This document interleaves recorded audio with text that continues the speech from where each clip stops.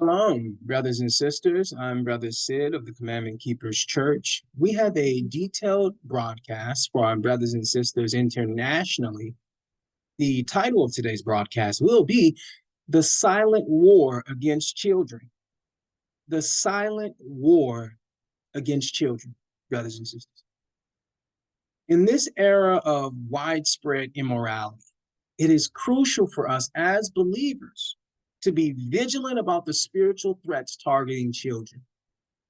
Okay, today we'll delve into the teachings of the Bible to understand why Satan is specifically targeting the younger generation with such intensity. Okay, the modern landscape is fraught with threats to the mental well-being of children. And any parent who fails to stay attentive risks seeing their child transform into a stranger before their very eyes, brothers and sisters. Okay, Satan is secretly grooming our children, and today we'll rely on the teachings of the Bible to uncover and reveal this harmful scheme. Okay, in today's discussion, we will delve into the Bible to shed light on the insidious activities that are being covertly encouraged among our children. And parents in Washington state losing rights when it comes to making medical decisions for their children seeking transgender treatments. National correspondent Kayla Gaskins has more now from D.C.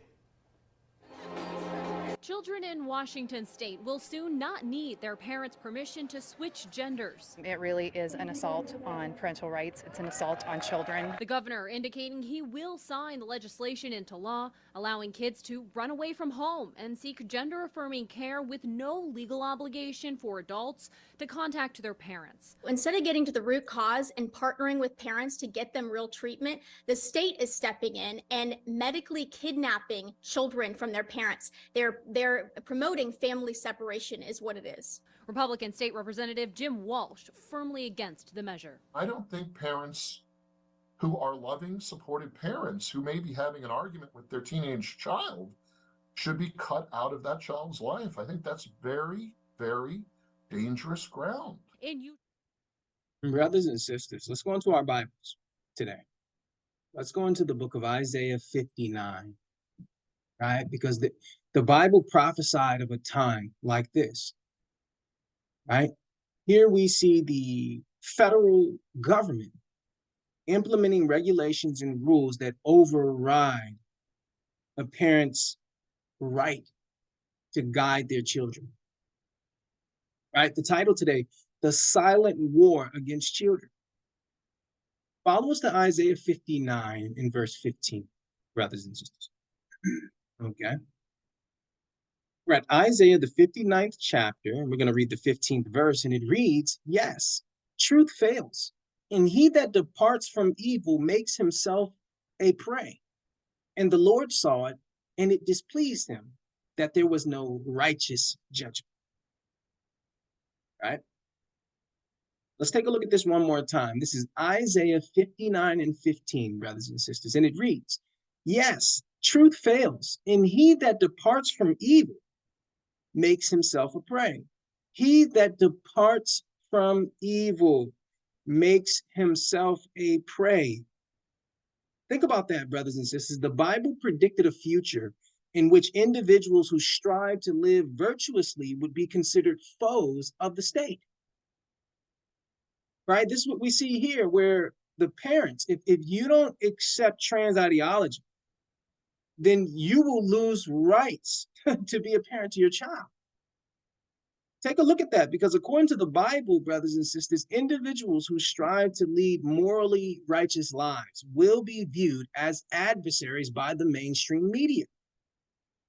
You have to know that, brothers and sisters. In today's institutionalized culture, individuals who aspire to cling to the values and principles outlined in the Bible, they will be labeled extremists,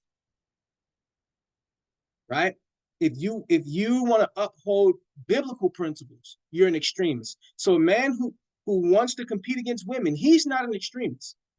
A man who wants to use a woman's restroom, a man who wants to put on a dress, he's not an extremist. But for parents who want to uphold biblical values, biblical principles, they're extremists. Right? Let's take a look at that. The text says, yes, truth fails. He that departs from evil, he that stops doing evil, he who wants to do right makes himself many enemies. Right? That's the paraphrase. Right? In this particular passage, we're taught the importance of being prepared to face social rejection and mockery for those who aspire to dedicate themselves to the Lord. Right? The Lord he never wants us to make commitments to him uninformed. So he lets us know, if you desire to follow the principles outlined in the Bible, you have to understand this concept. You have to be okay with not being accepted. You have to be okay with people calling you extremists. You have to be okay with people making fun of you and attacking you and looking to find fault in you. Right? The Bible predicts a future where secular values will reign supreme in a culture and society. Right? And because of this reality, brothers and sisters, parents are being urged to be more vigilant and investigate the content their children are being exposed to. Right? Whether that's through school or through media. Why? According to the Bible, there's a battle being waged against righteousness, brothers and sisters, where Satan has succeeded. He's succeeded in making immorality a normalized aspect of mainstream culture. Take a look at that. Right? Here we are seeing that the federal government will take your rights as a parent to the child you raise, to the child you birthed, to the child you've been financially responsible for, right? If you don't accept their confusion, the government will remove them from your custody. Think about that, right? Are they doing that for children, or are they doing that against children? Right? In today's society, brothers and sisters, behaviors that were once considered taboo are now being embraced and endorsed as socially acceptable. Right? Think about that. Values that were once considered inappropriate or wrong are now being endorsed and embraced, brothers and sisters. We got to talk about that. Why? Brothers and sisters, the federal government has recently announced that any parent who adheres to the teachings of the Bible is no longer eligible to adopt children. All right, an Oregon mom is suing the state for being denied adoption, the ability to adopt, over her beliefs on gender. Jessica Bates, a widowed mother of 5, says her request to adopt a child from foster care was placed on hold after she disagreed with the state's adoption application requiring potential parents accept and support the sexual orientation and gender identity of that adopted child. Jessica Bates is ready to take her fight to the courts in a federal lawsuit. She joins us now along with Johannes Wiedmalm-Delfons, who is legal counsel at the Alliance Defending Freedom. And to you both, thank you so much for coming on. Jessica, to adopt in Oregon, you now have to concede that you would allow your child to be mutilated in the name of trans ideology. Is that how it works? Evidently, it was quite a surprise to me as well. Had made it through a lot of the training about 4 or 5 months into the process, and then come to find out about this sexual orientation, gender identity training, and that you have to support them in it and take them for hormone injections. You have to use their preferred pronouns. And yeah, it was kind of wild to be denied because I had different convictions regarding those topics. Well, what's so crazy is that they're willing to let a child that needs a family, that's in a foster home, that, you know, I mean, we know the situation that these kids are in. I mean, adoption is one of the most valiant and beautiful things that a person can do. It is so selfless, and you're such a wonderful, selfless person. And they're punishing some unknown child that would have had a much better life with you because they've become obedient to this ideology. See? Now, if you adhere to biblical principles, you are now ineligible. Right? So adhering to biblical principles makes you ineligible, but you can be homosexual and adopt children. I don't believe homosexuals should be able to adopt children. And you can thank your president Barack Obama. Because why? They could not adopt children. Because why? It wasn't legal. But now that it's recognized, right? Now that it's recognized, they're preferred, right? So living an alternative lifestyle, think about all these children, right, that are being purposely placed in homes that promote alternative lifestyles. There is a war against children, right? You don't place a child in that type of confusing environment. And what do you think is happening to that child there? People have to wake up, brothers and sisters. The federal government hates children. The federal government is antichrist. Okay, here we are saying that a sister who adheres to biblical principles is told she's ineligible because of her religious beliefs, right? See that? So the Bible cautioned us about the rise of predatory behavior promoted by Satan. Okay, particularly highlighting how children will be most susceptible to this manipulation. Right? I'm going to read that again. The Bible says the truth fails. In the last days, truth will have no value, right? The Bible tells you if you want to tell the truth, if you want to speak the truth, you better be prepared to fight, right? So the Bible, right, standing on truth is not for the weak. It's not for the faint-hearted. Here the Lord tells you, if you are going to speak truth, you better be prepared for a fight, right? Take a look at that. Because why? This prophecy warns us of the presence of those who would prey on the innocence of the youth, right? Leading them astray from righteousness and virtue, right? The scripture indicates that there would be a rise in nefarious individuals who are intent on seeking out and defiling the untarnished souls of innocent children, causing them irreparable harm to both victims and society as a whole. Right? Here we are in a country that's supposed to give you religious freedom. It's garbage. All of the morals and values that America claims to stand on, they don't. They only stand on, they only stand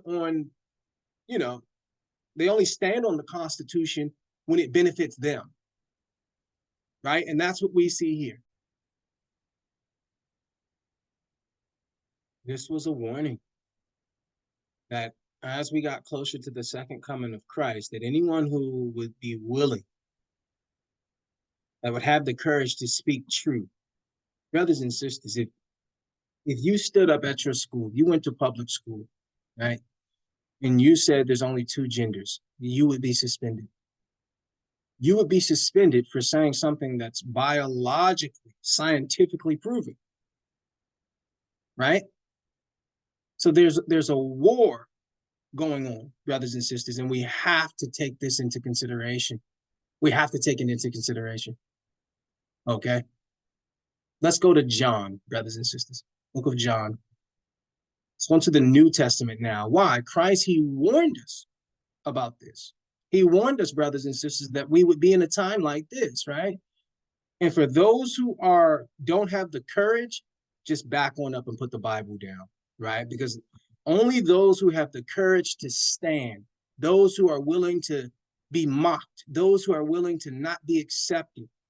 The Bible is for those people. If you're running around trying to be accepted and make people like you and all that, trying to fit in with people, you're too weak. You're too weak to follow the Lord. You have to be stronger than that. Why? We're going to show you. We're at John 15 and 18. This is Christ here, right? That's why it's in red. John 15 and 18 reads, if the world hates you, know that it hated me before it hated you. Verse 19 reads, if you were of the world would love its own. But because you are not of the world, but I have chosen you out of the world hates you. Take a look at that. This is Christ telling you. Verse 18, if the world hates you, know that it hated me first. Look at that. The Bible teaches us that when we strive to live a morally upright life, we will find ourselves at odds with popular culture. Okay, according to the teachings of the Bible, individuals who strive to maintain biblical moral standards will find themselves at odds with mainstream cultural norms. Right? So you have to be very careful what you allow to be played on the television in your home. Why? This is how the world gets into your house. Right? This is how the world gets into your house. So the scripture suggests that allegiance to moral principles, right? Allegiance to moral principles will lead people to be viewed as outsiders or nonconformists in a society that values conformity and assimilation. Right? So if you try to stand up for what's right, if you try to call out poison, call out what's evil, call out what's toxic, the Lord tells you the world will hate you. Right? So if you're a person who wants to be accepted and all that and wants to be popular, you're not going to be able to serve God the way Christ did. Because you're more concerned about being popular and accepted by other people who are likely going to hell also. Right? When we examine the passage closely, we see that the Bible cautions us against compromising one's morals for the sake of fitting in with the prevailing cultural trends. Right? The Bible tells us that because we desire to live morally upright, we will become enemies. We will become enemies of popular culture, brothers and sisters. There's no way around this. Right? Here we're being cautioned about the challenges our children will face if we resist the satanic influences being promoted in public schools. Right? So here we see this sister who's trying to do a selfless act of adopting a child. Why? Because you would much rather put a child up for adoption than to abort it. Okay? You would much rather that to be done. And the government said, listen, if you sign a contract with the government, you are saying that you're going to give them puberty blockers. You're going to everything you can to help them transition. You will do. You're agreeing to do that when you sign this contract with the government. Brothers and sisters, this isn't to help children. This is to hurt children. They're putting laws in place that hurt children. I couldn't imagine a better place for a child who already probably has some issues, being that their parents didn't want them. You would think that the best place for them to be is in a biblically founded or fundamentally sound house or home. Right? Here we're being cautioned about the challenges even our children will face in public schools, right? We're warned that our children will face mockery in state-funded schools if they've been raised to value the teachings of the Bible. Okay, it says clear as day. The scriptures warn that a culture influenced by evil forces will attempt to sway individuals, making it essential for parents to instill strong values in their children. Why? They need to know they're not going to be liked, they're going to be hated. Right? The emphasis on fostering independent thinking children is a testament to the belief that children must be trained to resist negative influences in society. Right? You have to train your children to be what? Independent thinkers. Right? They don't follow the crowd. You give them what's right according to God and tell them, hey, baby girl or son, you have to know we're enemies of this world. We're not going to try to fit in. You're not going to fit in, son. The Lord made you not to fit in, son. Tetris teaches us when you fit in, you disappear. When you fit in, you disappear. Right? The title today, The Silent War Against Children. Here we're seeing the war right here. The government is taking away parental rights of those who don't accept alternative lifestyle, who don't want to castrate their children, who don't want to mutilate their children. Right? The government says, hey, there's certain states that you can come to where you don't need Legally, you don't need parental authorization. Do you think they're doing that for the best, what's best for the child?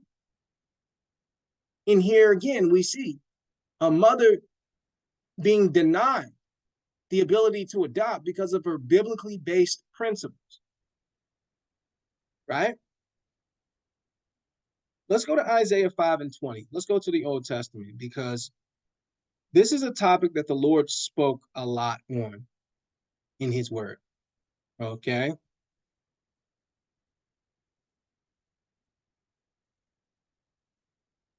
We're at Isaiah, the 5th chapter in the 20th verse, brothers and sisters. Follow us here.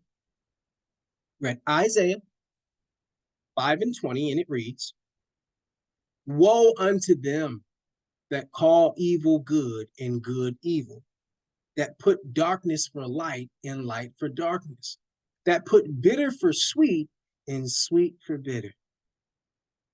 Woe is a curse, okay, brothers and sisters. So the text says, cursed. Curses unto them that call evil good and good evil, that put darkness for light and light for darkness, that put bitter for sweet and sweet for bitter. Let's think about this. We have to break this down because the text illustrates the current era where individuals have the freedom to create their own versions of truth and ethics are subjective. Right? That's the day we're living in. The government's influence, right? The government's influence on social engineering has provided us with a moral framework dictating what's right and wrong based on societal standards, right? So now you're insensitive if you disagree with homosexuality, right? If you disagree with men wrestling each other, right? If you disagree with women wrestling each other, then you're the bad guy. You don't know how to love, right? Think about this. The prophecy authored by God foretold a future where popular culture would be drawn to things that contradict God's word, that contradict God's character. Take a look at what he says here. He says, "We're cursed to those who call evil good," telling you that there would be a time where people would take what's wrong and make it right. People would take what's right and consider it wrong, right? And we're living in that day and age where you have men competing in sports against biological women, and they call that progress. See that? They've taken the darkest places of society because why? The rise in child abuse through the promotion of this rainbow coalition, right? I'm going to read that again. Isaiah 5:20 reads, "Woe unto them that call evil good and good evil, that put darkness for light and light for darkness, that put bitter for sweet and sweet for bitter." Brothers and sisters, this prediction was inscribed by God, foreseeing a time when attractions conflicting with his teachings would captivate popular culture. Right? God had documented a prophecy indicating that popular culture would be allured by the attractions that go against his character.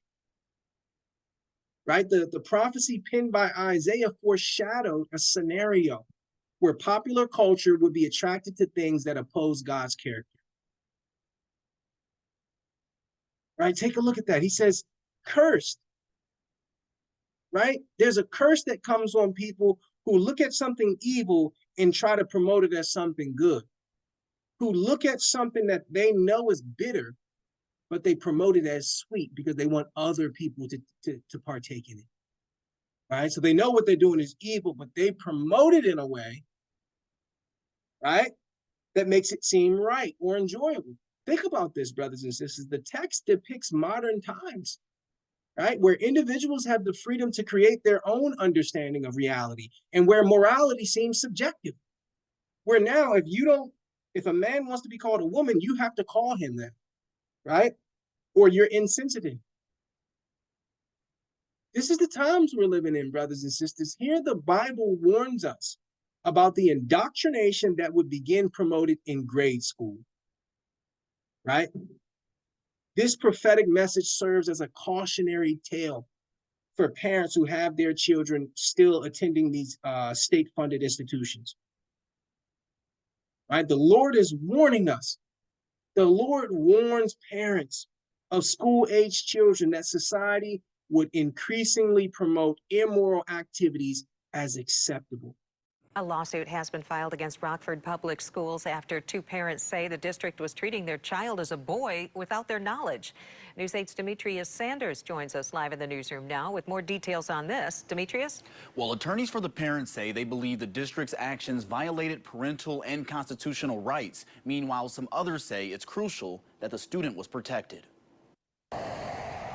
According to court documents, in May of 2022, a Rockford Middle School student who is biologically female told a counselor they like to be called by he/him pronouns. When the student entered 8th grade, teachers began using those pronouns, but the student's parents say they had no idea that this was occurring. No one with the school district told them that the school district had begun to treat her as a boy by calling her a masculine name and by male pronouns. That was until the parents claimed that a document was accidentally sent to them that revealed the pronouns and name.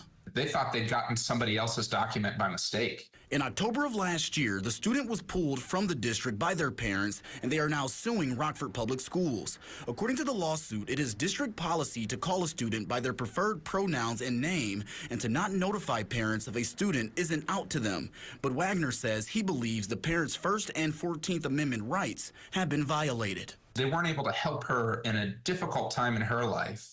So it prevented them from helping her, and that denied them their constitutional rights. Schools shouldn't keep information like that from parents. We've seen a lot of this lately. Dale Darnell is the Director of Services at the LGBTQ+ organization Outfront Kalamazoo. They say they're not surprised by the lawsuit. A lot of youth feeling more comfortable coming out and living their authentic lives, and unfortunately a lot of adults, whether that be school systems or parents, not showing up and affirming them. Darnell says this highlights the importance of safe spaces because all parents don't react the same to their child coming out. We see situations all the time where that escalates to verbal and physical violence at home, to kicking the kid out. Rockford.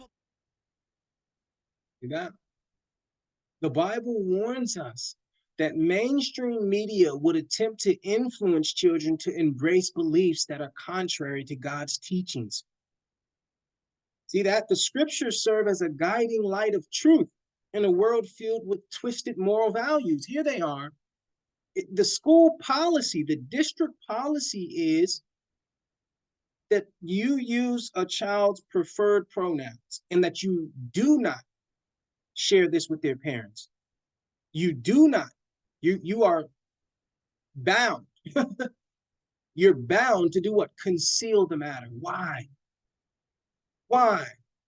The Bible, brothers and sisters, cautions us about the potential influence of mainstream media on children, right? Warning that they would be encouraged. They would be encouraged to adopt beliefs that contradict the teachings of God. See that?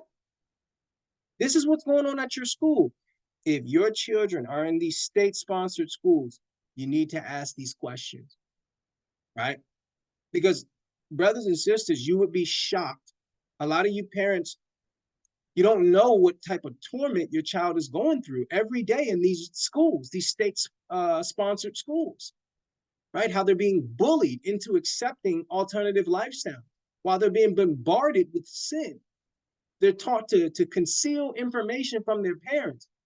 If the school is teaching to conceal any information from the parents, what else do you think they're teaching? Right? And it's imperative that parents get involved. Why? The passage suggests that parents should be vigilant and discerning about the content their children are exposed to in the media, okay, or at school. Why? In a world where moral values are frequently distorted, okay, the scriptures provide a guiding light of truth, brothers and sisters. Okay, the Bible cautions us about the brainwashing that will be introduced in grade schools. See that? So here it is. This child is going to school for Lord knows how long, and is being called by a different name, using a different restroom, et cetera, et cetera, et cetera. Right? Now, why would they try to hide this from the parents? Why? Because the state believes they should determine what's right for your child. Right? If you don't affirm confusion amongst your child, we'll just conceal it from you. We'll affirm it. That's what they're telling you, brothers and sisters. And yes, you hear vigor in my voice, because when children are being exploited and you feel no type of way about that, you're not a man of God. You're not a woman of God. You're selfish. You're selfish. Okay, whenever you can take a look at children being exploited and manipulated, and you don't care enough to do anything about that. You don't care enough to do anything, to ask any questions up at the school, to speak to your principal, to make sure you're going into these these parent-teacher conferences.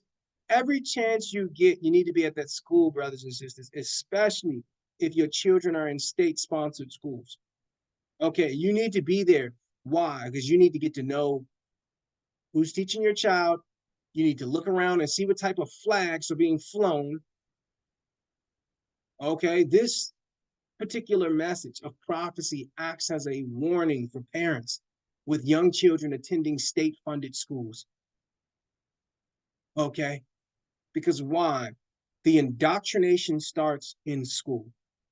That's where it begins. Right?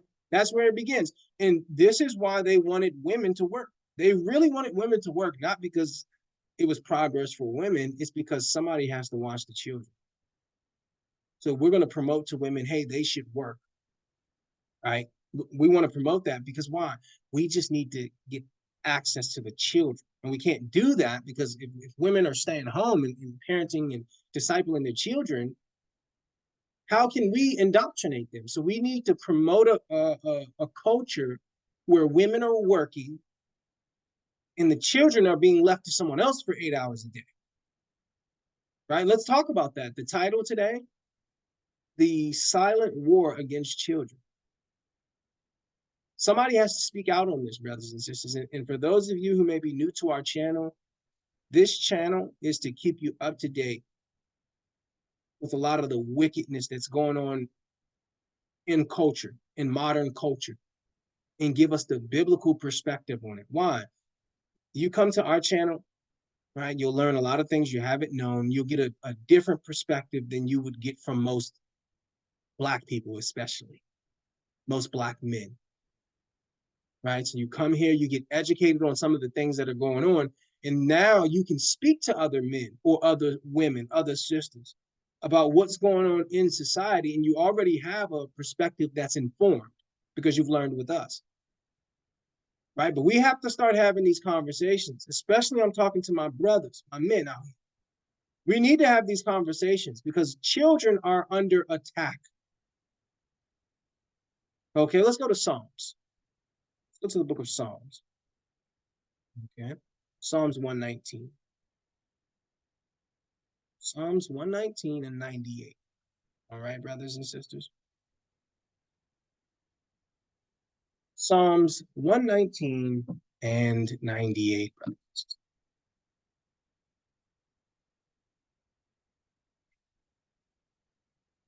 We're at Psalms 119 and 98, and it reads, "Through your commandments have made me wiser than my enemies, for they are forever with me."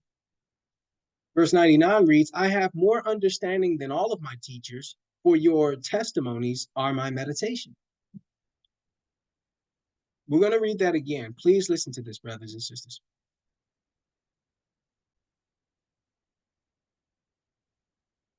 Psalms 119 and 98 reads, "Through your commandments have made me wiser than my enemies, for they are forever with me." Verse 99 reads, "I have more understanding than my teachers." Why?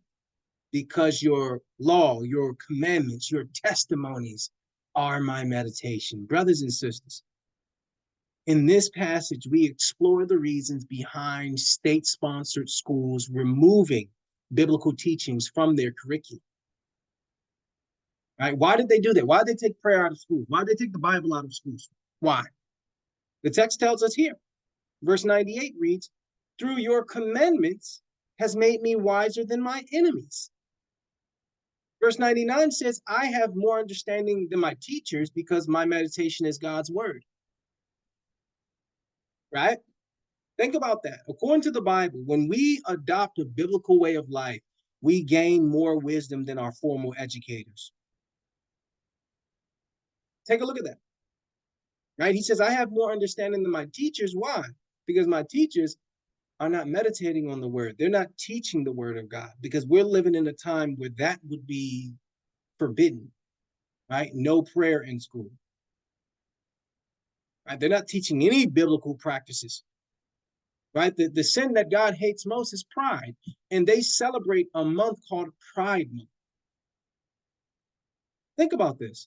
According to the teachings of the Bible, individuals who choose to live their lives in accordance with biblical principles are promised wisdom that surpasses even the knowledge of their academic instructors.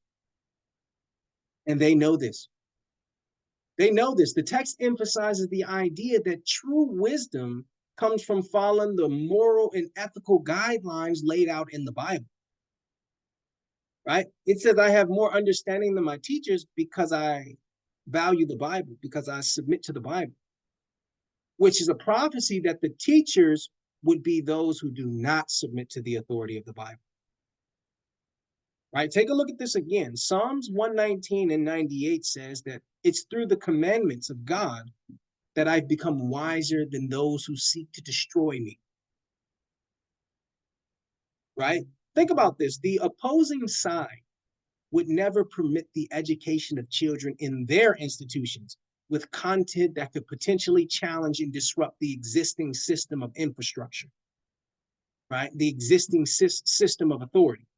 They're not going to teach children information that's going to diminish their power, right?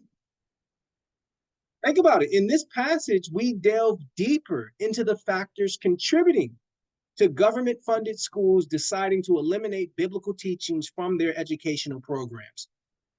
Why? Why did they do that? Why did they take the Bible out of public school? We're going to read it again. Psalms 119 and 98 reads, "Through your commandments, I've become wiser than my enemies." So that means your enemies certainly want you to put the Bible down. They don't want you learning the Bible. They're certainly not going to teach it to you in school, right? They want you to put that down. See that? Why? Because the text says you become wiser than your enemies. So let's think about that. This passage serves as a cautionary message to parents, alerting them to the hidden truth of Satan influencing the educational system in an attempt to corrupt children through academics. Right? The text says it. "I have more understanding than my teachers because I actually study the Bible," which tells you the teachers wouldn't be studying the Bible. Look at that. That's what's implied in the text, brothers and sisters. These passages serve as what? As cautionary messages for parents who have their children attending state-sponsored schools. Okay? The passage highlights the issues that parents should be aware of when their children are enrolled in state-funded educational institutions. In regional news, Washington Governor Jay Inslee signed a bill into law ensuring the stories of the LGBTQ+ community are taught in Washington schools. Public schools in the state of Washington will now need to create a curriculum including the histories, contributions, and perspectives of marginalized communities. That includes people of color, refugees, people with disabilities, and other various ethnic and religious groups whose stories have been swept under the rug. LGBTQ identities were erased in schools, and largely in most places they still are. I've seen firsthand how important an inclusive curriculum can be and how life-changing it can be to help a student see themselves in the curriculum instead of some old dead white guys from the 1700s. The new law. See that? See, our children are under attack here. Okay, here it is. People that are dealing with mental illnesses are the ones right? They're the ones that are mandating legislation changes, right?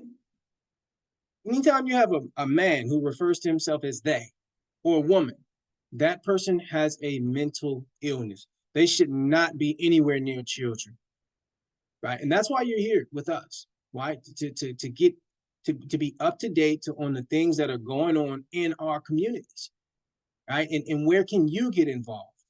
Where can you get involved? What can you do? That's why you're here with us today, brothers and sisters. And what do we see?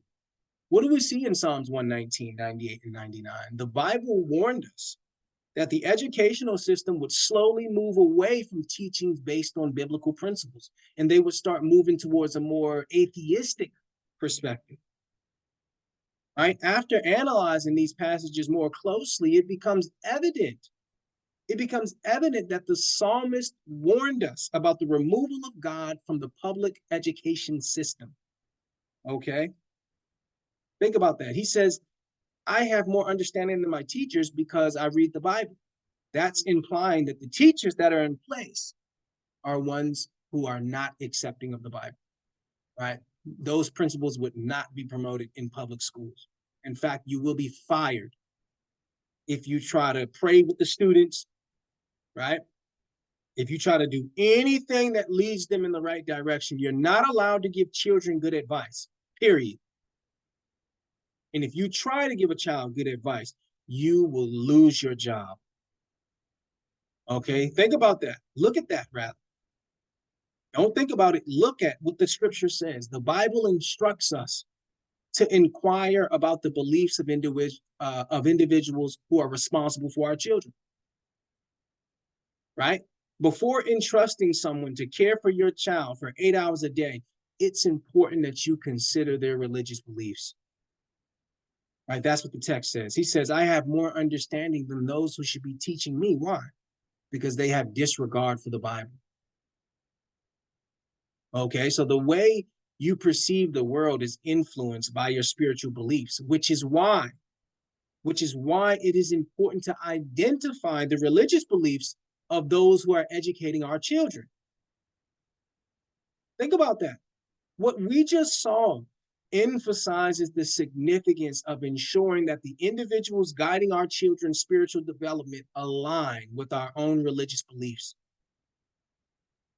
Okay, a wise parent would be mindful of the religious orientation of those who are influencing our children's understanding.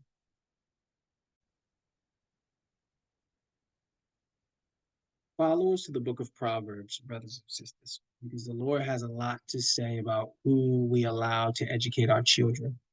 Right? And he tells us how to discern who's appropriate and who is not.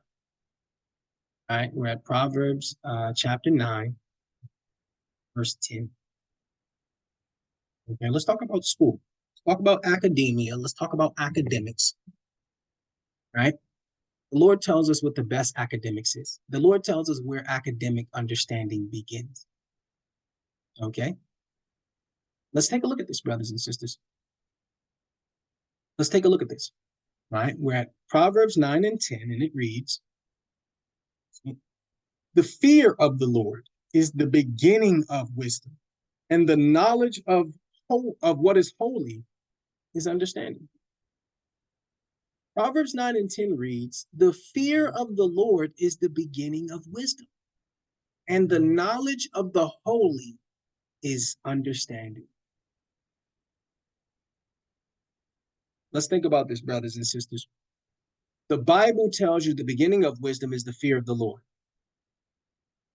Is that being taught in these universities? Is that being taught in these state-funded elementary schools, middle schools, and high schools? Right? They're there to educate our children, right? Well, the Bible says the beginning of wisdom, right? The foundation should be what? Honoring the Lord.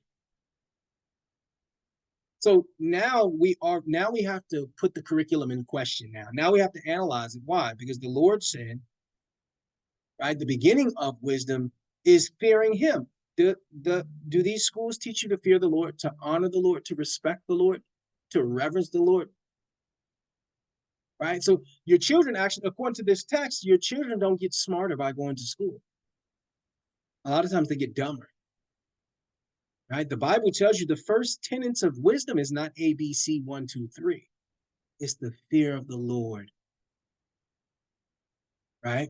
This passage captures the fundamental principles that should be included in curriculum of every elementary school, middle school, and high school, right? This text warns, right? The text warns parents about the influence of Satan in public schools and how he tries to lead children astray through their academics, right? The Big Bang Theory, that was academics, that was science, where they taught that, hey, there is no God, right? Evolution, that came through academics, right? That people came from monkeys. That is a contradiction of the Bible. When they tell you that the earth is millions and billions of years old, that contradicts the Bible. See that? So parents with children enrolled in public schools should pay attention to these messages. Why? They serve as warnings. The title today, The Silent War Against Children. Right? This passage suggests that children drift further away from God attending these state-sponsored schools. Right? Any school that's funded by the government, you have to be very careful with. Okay, this passage suggests that academics have been influenced by the Antichrist, right? Why? Brothers and sisters, according to the text, the fear of the Lord is the beginning of wisdom. Why is this concept not being included in school curriculums? If this is the beginning of wisdom, according to God, why isn't this in these academic curriculums? Because why? It could be implemented. It could be implemented, brothers and sisters, right? Schools do not exist to increase your intelligence, right? These educational institutions have been established with the purpose of creating more academic slaves. School is more than just education. It's a system designed to brainwash you, right? It's a system designed to brainwash children. And we have to put it out there. Why? This passage demonstrates that Satan has made his way into the academic institutions, proven by the fact that this concept is completely absent from school curriculum. Right? Schools are not designed to increase your intelligence. These educational institutions have been established to create a larger workforce of subordinate individuals, slaves. So parents need to take on a more active role in understanding what their children are being exposed to on a daily basis. Why? Public education no longer focuses on teaching morals. Instead, it emphasizes the importance of acceptance and inclusion in LGBT history. Children are forced into this, right? They're forced into learning about this history. And how did they get this in? Through Black History Month. Since you accepted Black History Month, you now have to accept Pride History. See, that's what racial idolatry gets you, right? Years ago, when I took my youngest son out of these schools, that was what I searched for. I searched for a school that didn't do Black History Month. This was well before Pride Month was even a thing in schools. I knew it was coming through the Lord, thank the Father, because they started with the Black History Month to lower your guard and say, well, hey, you have to accept Pride history if you accepted Black history, right? So according to the Bible, a reputable educational institution educates on distinguishing between right and wrong based on God's perspective. Okay, the text acts as a warning to parents regarding the influence of Satan in the educational system. Okay, why? Satan has a goal to lead children astray through their studies, brothers and sisters. Follow us to Proverbs 22. Okay, we're going to stay in the book of Proverbs, but we're going to go forward a few chapters. I really want you to take a look at this. Okay, brothers and sisters, we're at Proverbs 22:6. Okay. And when we say you really need to understand the religious persuasion of your child's teachers, your caretakers, this is a part of being a active, engaged parent, right? And usually a father needs to be doing this, right? Because why? His number one job is a protector, right? A provider. And one of the things he provides is protection, right? If you're the head of the house, that means you have to protect your children. You have to know who's around your children. You need to know how they're being influenced, what type of content they're exposing your child to, right? Whether that's a babysitter or whatever, right? Now, we're not saying they have to be a Hebrew Israelite and all that, but you need to at least know what the persuasion is. If you don't even know, how can you say you're a good parent? How can you say you've been vigilant, right? To protect your child. You don't even know the religious persuasion. You haven't even asked the religious persuasion of the caretaker, right? The Lord, he warns us. Why? What's the importance of this? What we're saying here. When we put this importance on finding out who your children are spending time with, don't wait till it's too late and something happens to your child. Then it's too late and you won't be able to live with yourself. Right? We're at Proverbs 22:6, and it reads, train up a child in the way he should go. And when he's old, he will not depart from it. I'm going to read that again, brothers and sisters. Proverbs 22:6 reads, train up a child in the way he should go. And when he is old, he will not depart from it.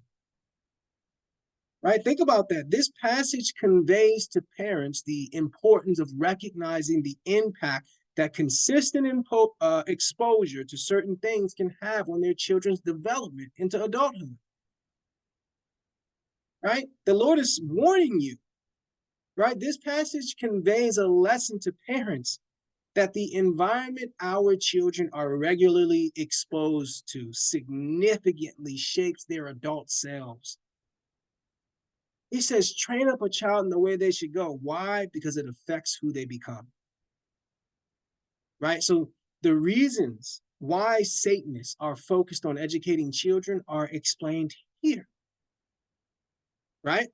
Many parents would be surprised to learn about the religious beliefs of a lot of teachers at their children's schools. Right? You would be surprised.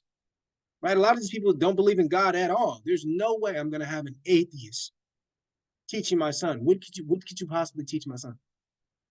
What could you possibly teach him?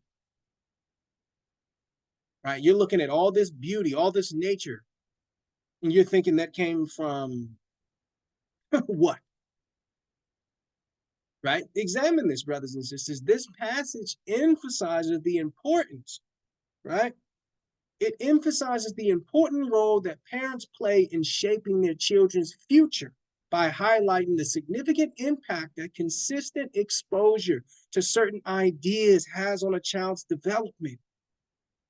Right? It says, train up your child in the way they should go. Training means what? It's consistent. It's consistent exposure. Right? The text says, what consistent exposure to a child who's in their developmental stage has great effect on who they become as an adult. And Satanists know this. Teachers know this. Okay, so the passage emphasizes the long-term impact, right, of a child's upbringing and the importance of being mindful of the influences children are exposed to on a regular basis. Right? The text is very clear. Train up a child in the way they should go. Because why? Usually the way they've been trained, usually the things they've been exposed to regularly has great effect on who they become as an adult. Right? So even though a program may claim to be child-friendly, brothers and sisters, parents should not lower their vigilance when it comes to monitoring. I'm telling you right now, I have young children. My children are getting older now, teenagers now, right? But this passage serves as a warning to parents to stay involved in exploring their children's interests. Okay, parents need to be vigilant in examining their children's interests, as Satan is cunning in his attempts to influence them. Parents must thoroughly review the books, the television shows that their children consume. Why? Many of these television shows, many of these books have hidden malice and deceit. Right? Anything that comes into my home, any book that comes into my home, I check. Right? When my sons were in state-funded schools, yes, I went through their bags. I checked what books. Even today, my children go to the library. I check what books come back. I check to see what they're watching on television. We don't have cable in our home. We don't have cable in our home because you can't control cable. Right? So I want to put it out there for parents. Why? There are countless things marketed towards children that may not align with what God would consider suitable for them. Okay, this passage serves as a warning for parents to do a thorough exploration of their children's interests and activities. Why? Brothers and sisters, the Bible warns us about the relentless bombardment of harmful content being promoted to children. A big change is coming to Disney theme parks around the world. Ladies and gentlemen, boys and girls. Disney is scrubbing the words ladies and gentlemen and boys and girls from their iconic park greetings in an effort to promote gender inclusion. The company will instruct park workers to say hello everyone or hello friends instead. They're also changing their messaging inside the park, and they're changing how cast members interact with guests because they say not every girl wants to be called a princess. We don't want to just assume because someone might be in our interpretation maybe presenting as female that they may not want to be called princess. So let's think differently about how do we really engage with our guests in a meaningful and inclusive way that makes it magical and memorable for everyone. Notice that advocacy for satanic beliefs is not limited to the educational institutions. It's also prevalent in children's media content. See that? Parents need to be aware and actively monitor what content their children are being exposed to. Okay, it's been recently exposed that Disney, as a company, brothers and sisters, has shifted away from biblical values, as evidenced by the alterations made at their theme park. So in my household, we steer clear of all organizations that promote woke ideology. Okay, if a company demonstrates their support for woke principles, retaliate by refusing to financially support them. Okay, before children are exposed to any platform or environment, it should be thoroughly vetted. It should be thoroughly reviewed and approved by a responsible adult. Why? Brothers and sisters, this will ensure that the content or activities are what? They're appropriate and safe for young individuals. Okay, here we learn that the importance of adult supervision cannot be underestimated when it comes to protecting children from potential harmful and inappropriate material. Right, here it is, we have Disney saying, well, you know what, we're not gonna refer to, people who patron our business as boys and girls. Brothers and sisters, do you think that change in the theme park would affect any of their other ideologies, right? Because what, they do cartoons, they do movies, they do a lot of stuff, right? And you have to be careful. You have to stay up to date because that should be an alarm, right? That should be an alarm for fathers everywhere. Steer clear of this place because why? That means if you go there, guess what you may find?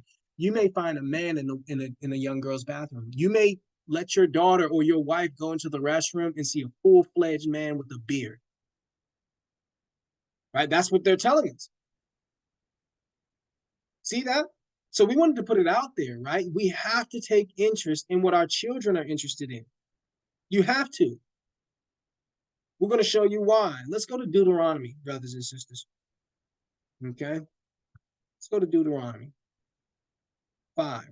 Deuteronomy 11 and 19, okay? Follow us here. Follow us here. I like this. Deuteronomy 11 and 19, right? This talks about how to train our children, right? The Bible tells us, because why? The previous verse says, train up a child in the way they should go. How do you do that? Because why? If you don't train them, the school system will. Disney will. Nickelodeon will. Cartoon Network will. Right? The Bible tells us how to train our children. Deuteronomy 11 and 19 reads, and ye shall teach them to your children. Teach what? The laws of God. The laws of God. Listen to this again. It says, and ye shall teach them to your children, speaking of them when thou sittest in thine house, when thou walkest by the way, when thou lie down, and when you rise up. Look at this. The Bible says you have to be nourishing your children with biblical content, biblical information while they're at home. Because why? When they leave outside of the house, they're getting a steady diet of immorality. Right? And if you don't help balance that out, right? Deuteronomy 11 and 19 says, you shall teach them to your children, speaking of them when thou sittest in the house, when thou walkest by the way, when you lie down, and when you rise up. The Bible tells us, the Lord tells us, Moses tells us that the Bible, biblical content, should always be a topic in the home. That's what the scripture tells us. This is how you balance out some of this, right? This passage provides insight on how to balance the influence of secular education that's prevalent in society, right? The text discusses a strategy to address, right? To address the potential impact of secular teaching on children, right? The Bible emphasizes the importance of teaching your children about biblical principles while they're under the care of your home. Why? Many will face temptations and challenges as soon as they go out, as soon as they step outside, brothers and sisters. Okay? Think about that. The writer emphasizes the importance of incorporating biblical principles into everyday conversations within our households as a means to combat the corrupt influence that pervades from various forms of entertainment. Right? It's not just school. We're seeing it here. It's in entertainment. Now you would think, right? You would think that Disney is for children because it's animated, right? Brothers and sisters, the Bible emphasizes the significance of the training and upbringing that children receive within the sanctuary of their homes. Okay? The passage underscores the pivotal role that parents play in shaping the character, values, and beliefs of their children during their formative years. See that? So if you're not giving your children this biblical, fundamentally sound information, and then they're going to these schools and they're being bombarded, right, with acceptance and gender ideology and all this other garbage, what do you think is going to happen? Right? Children are exposed to evil influences immediately when they step outside, which is why God emphasizes the importance of teaching them biblical values while they're at home. Okay, this widespread exposure to dark and occult content poses a serious danger to a child's innocent mind. Okay, it's concerning that so many forms of media, such as movies, TV shows, and video games, are filled with sinister and evil influences, exposing young, impressionable viewers to disturbing imagery, to disturbing messages. Okay, parenting was simpler 25 years ago when harmful influences remained on the outside of the home. But nowadays, brothers and sisters, thanks to the internet, our children are exposed to worldly influences constantly. Okay, we have to put it out there. Why? In today's digital age, the internet has opened the doors for our children to be exposed to the world and all of its negative, or potentially negative ideologies, right? We have to put it out there. The internet has opened up the door from the world to come into your home. Okay, and guess what? This continuous access to the outside world poses a greater threat for parents in ensuring the safety of their children, to ensure that they're not being influenced in harmful ways. You have to take a look into this. Okay, all forms of media, TV shows, television programs, movies.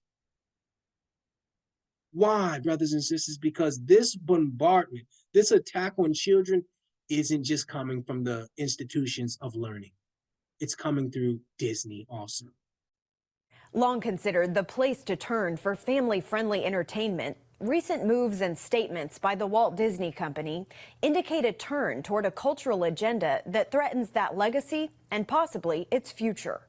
I grew up with The Wonderful World of Disney on Sunday nights, and you curl up with a blanket with your family and watch a great Disney movie, and that company doesn't exist anymore. Back in March, Disney made headlines for publicly opposing a Florida law that bans public school lessons, including sexual orientation and gender identity in kindergarten through 3rd grade. Since then, top executives have signaled a greater shift towards telling stories that explore those topics. Whistleblowers from Disney sent these videos to conservative activist Chris Rufo, citing concern about the company's direction. I don't have to be afraid to let's have these two characters kiss. Let's in the background. I was just wherever I could, just basically adding queerness. And now we know, as my son texted me this morning, Gen Z is 30 to 40% queer than the other generation's mom. So Disney better get with it. Burke went on to express support for increasing LGBTQ characters in entertainment content, with the goal of 50% of all regular and recurring roles across the Disney universe coming from, quote, underrepresented groups. Disney has been a little bit on the slow end to make some of those changes, but now it feels like they have jumped to the forefront and they have said, we're not only going to represent, but we are going to be in an activist position promoting this agenda. The Disney Pixar film Lightyear, out this month, features a lesbian couple, and Thor: Love and Thunder, due out in July, has a major LGBTQ lead character. Adam. See that? Here you have Disney executives telling you they're purposely putting alternative lifestyle content in these children shows or these children movies, right? And we saw that change when we examined what they did at the theme park. And see, parents need to really be aware of what's going on with their children. Okay, parents should actively monitor the content that their children are consuming. Here we have Disney executives acknowledging that they promote homosexual lifestyles in their films, right? The company that markets itself towards children is actually encouraging harmful behaviors among them,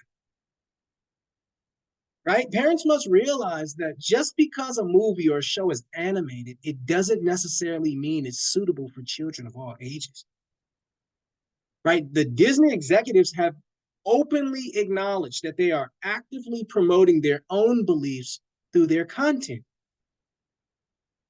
right? So many individuals who are not familiar with the background of Walt Disney, hey, brothers and sisters, he was a member of the Freemasons. He was a Satanist who aimed to influence future generations by focusing on the children, okay?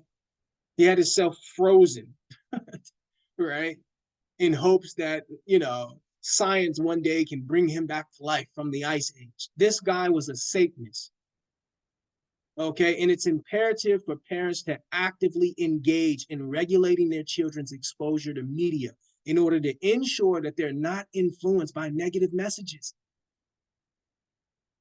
Okay, parents must be vigilant in monitoring the types of media and entertainment their children consume. Why? Corruption is becoming increasingly prevalent, even in animated shows, right? So it's essential for parents to be proactive, okay? Be proactive in addressing any corrupt content that their children are exposed to through media or any entertainment sources. right? Because here we see it's not just the religion, it's not just the educational institutions, right? It's also in the entertainment world. It's in Hollywood, the very place, the very things that are marketed towards children.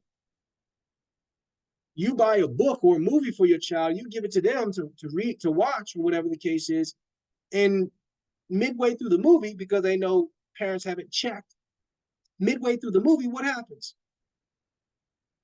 You're you're exposed to all this wicked behavior being glorified, right?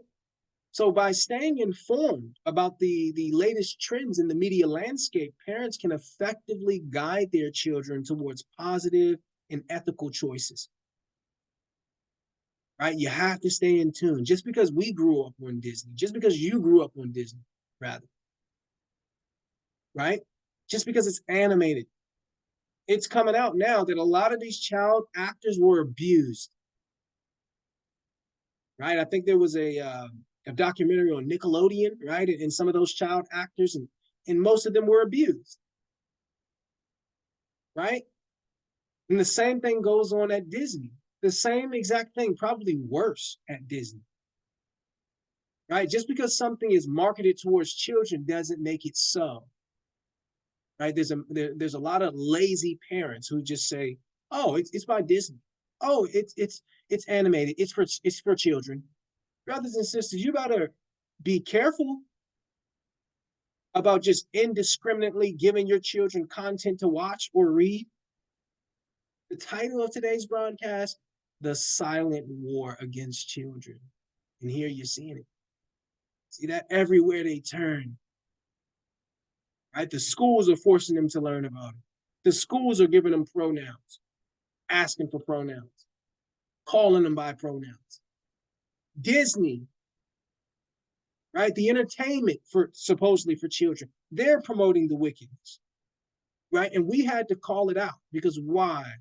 We're not going to allow Satan to continue to attack children without us at least speaking up and making people aware of it so they can do their part in this.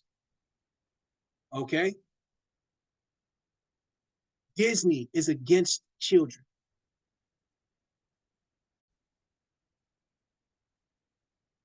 Brothers and sisters, we're going to go to Deuteronomy 12. Okay? Because now we're seeing that Disney is also involved in this attack on our children. And so you have to be careful buying your children any Disney toys, costumes, or anything. You have to look into it. I wouldn't do it at all. But if you just feel like you have to do it, look into this. Look into this stuff, brothers and sisters. Our children are under attack. And the Bible tells us why. Let's go to Deuteronomy 12 and 30. Okay. Deuteronomy 12 and 30.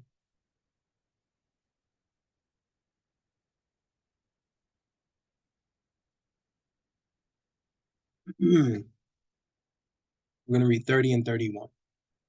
Deuteronomy, the 12th chapter, in the 30th and 31st verse, and it reads, "Take heed to yourself, that you be not snared by following them, after that they be destroyed from before you." Take a look at this, brothers and sisters. Okay? We're at Deuteronomy chapter 12. We're going to read verse 30 and 31. Okay, brothers and sisters? Deuteronomy chapter 12, verse 30 and 31. And it reads, "Take heed to thyself," right? Take heed to thyself. Look at verse 31. Why does he say take heed? Verse 31 reads, "Thou shalt not do so unto the Lord thy God, for every abomination to the Lord which he hates have these other people done." What is he showing us here, brothers and sisters? In verse 30, he's giving instructions to the Israelites and saying, hey, when you go into the promised land, the people that lived in the land had other religious views, right? And part of their religious views was child sacrifice, right? So the Lord is here showing us that there are a lot of religions, right? A lot of religions are connected to child sacrifice, and he warns us of this, right? Deuteronomy 12:30 reads, "Take heed to yourself that you be not snared by following them, after that they've been destroyed before you, and that thou inquire not after their gods, saying, how did these other nations serve their gods? Even so will I do likewise." Verse 31 reads, "Thou shalt not do so unto the Lord thy God, for every abomination to the Lord, which he hates, have they done to their gods. For even their sons and their daughters they have burnt in the fire to their gods."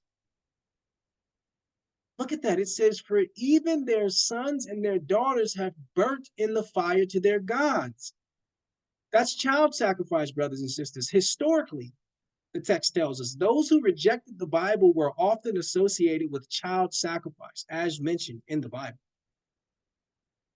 Right? The Bible reveals that all other religions on earth are associated to the practice of child sacrifice. Okay? And guess what? Disney endorses the practices of child sacrifice. Right? Disney endorses what we read in this passage. Right? They endorse it. This explains why we've observed elements of satanic confusion in their movies, in their theme parks. They agree with this. They agree with this child sacrifice. That's part of the religion of Walt Disney. That's the point that we're trying to pull out here. Walt Disney was a Freemason. This was his religion. Right? The companies that are considered woke today would have been the ones who practiced child sacrifice in ancient times according to the Old Testament. Okay, when Target, right, the retail store Target made the decision to market rainbow clothing to children, it was akin to sacrificing the innocence of children. Okay, parents need to realize that child sacrifice, which was prevalent in the Old Testament, it still exists today, albeit in a more hidden manner. Okay, we have to put it out there. Why? According to the Bible, there are individuals on earth currently who seek to harm children in the name of their deities. Right? If you, brothers and sisters, if you've ever seen the image of the Baphomet, you will observe that it is consistently depicted with children surrounding it. Why? Because the adoration of Satan requires mistreatment of children. Okay, if you've ever seen the image of the Baphomet, notice the children that are involved. A statue being unveiled right here in Detroit. But the group putting on this date with the devil is keeping some things a secret for now. 7 Action News reporter Ross Jones here with a strange story, and this is strange. Very strange. Some have called this a publicity stunt, guys. Others say that it's just purely sinister. Whatever you want to call it, the group putting it on says you can't stop it. From the moment it was announced, religious leaders have fought to keep this 9-foot, 1-ton symbol of Satan from setting foot in Detroit. They've prayed, they've protested. Gathered together to stand as one unified voice against this demonic spirit. But the devilish statue is still on its way, now planned to be unveiled this Saturday at an undisclosed location somewhere in Detroit.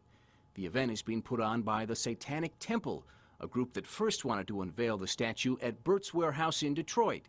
But when patrons started to complain, Burt's backed out, and event planners looked for a new venue. On its website, the temple insists it's not a religious group and believes in the pursuit of knowledge and freedom of will. That includes, they say, the freedom to offend. Brothers and sisters, whenever you come across the symbol of the Baphomet, it's important to recognize that it's associated with the heinous acts of child sacrifice and sexual abuse. Right? When you look up the Baphomet, why are there children around? Right? It's crucial to be aware of the disturbing implications tied to the Baphomet symbol, as it signifies a history of exploitation and harm towards innocent victims. Right? That symbol carries a weight of darkness and evil, symbolizing the depths of depravity that exists within certain circles. Right? The Baphomet's association with child sacrifice and sexual abuse highlights the prevalence of these horrific acts within certain clandestine groups. Right? We have to put it out there because why? Now that child sacrifice is legally permitted, we have to demonstrate how the practice has developed over the years. Right? Yes, child sacrifice is legal in the United States of America, in many states, in all states. Okay? We're going to talk about that today. Let's go to Exodus chapter 1. We made a statement, right? We made a statement that child sacrifice has been legalized. Right? We're going to start at Exodus 1 and 7. And we're going to read it down to, I'm going to read 7 through 9 here. I'm going to highlight this for you, brothers and sisters. Jot these verses down, brothers and sisters. Okay? We're going to read 1 through 9, and then we're going to read 15 through 17, all right? So I'm going to highlight those here. Exodus, the first chapter, this is during the time of Moses, brothers and sisters. For those of you who are familiar with Moses, remember that Pharaoh, the king of that time, he tried to kill all newborns, all male newborns, right? As a form of sacrifice. Here we are at Exodus chapter 1, verse 7, and it reads, "The children of Israel were fruitful and increased abundantly and multiplied and waxed exceedingly mighty, and the land was filled with them." Verse 8 reads, "Now there arose up a new king over Egypt, which knew not Joseph." Verse 9 reads, "And he said unto his people, Behold, the people of the children of Israel are more and mightier than we." Take a look at this, brothers and sisters. This is the government, right? This is the president, right? Taking notice that, hey, these Black, Hispanic, and Native people, there's a lot of them living in our country, okay? There's more of them than there is of us if we continue to allow this, right? So he comes up with a plan, right? He sees these numbers and he's what I would call a eugenicist, right? He's a eugenicist. He's into population control. Here he's trying to limit the amount of Israelites, right, in his country. All right, let's take a look at this. We're at Exodus 1 and 15, and it reads, Exodus 1 and 15 reads, "And the king of Egypt spake to the Hebrew midwives." And the king of Egypt spake to the Hebrew midwives, verse 16. "And he said, When ye do the office of a midwife to the Hebrew women, and you see them upon stools, if it be a son, then you shall kill him. If it be a daughter, then she shall live." Let's look at that, brothers and sisters. This is the king. This is the president giving a direct command to midwives, right? So this was the healthcare, right? He commanded them, hey, when when these women have babies, right? When they're having the babies, if you see it as a male, snap its neck. Snap its neck. If it's a girl, it's fine. Take a look at this, brothers and sisters. Take a look at this, because why? We read in this chapter of Exodus the very first version of abortion. Okay, we're exploring the intricate details and subtleties related to this delicate subject. Right? This is why Moses was put on the river. Remember, there had gone out legislation to murder newborn children by the government. Right? Here we learn that abortion was part of a plan for population control. Today, abortion is still a form of population control. Right? The act described here involves children being sacrificed, a practice that unfortunately still persists today under the mask of abortion. Right? This form of child sacrifice, once prevalent in ancient cultures, has now transformed into a modern practice of abortion. Right? The American government, right? The American government and the Egyptian government are both advocating for a similar concept.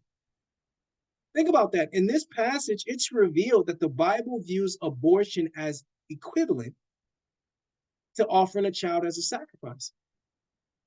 Think about that. The Egyptian government sought to empower itself by sacrificing Black infants, a practice still seen in today's governments. Okay, we had to put it out there. Why? Child sacrifice, as depicted in these passages, is still prevalent in modern times under the camouflage of abortion.